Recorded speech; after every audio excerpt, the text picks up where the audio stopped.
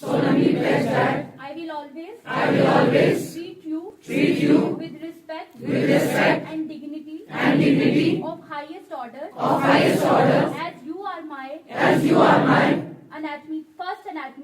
first anatomy teacher.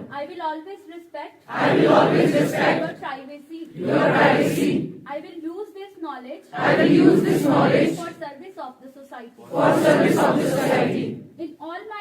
In all my deeds from now onwards I will do justice to your great sacrifice.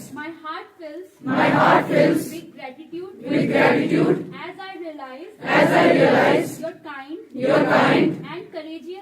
and courageous act of donating your body for purpose of our learning.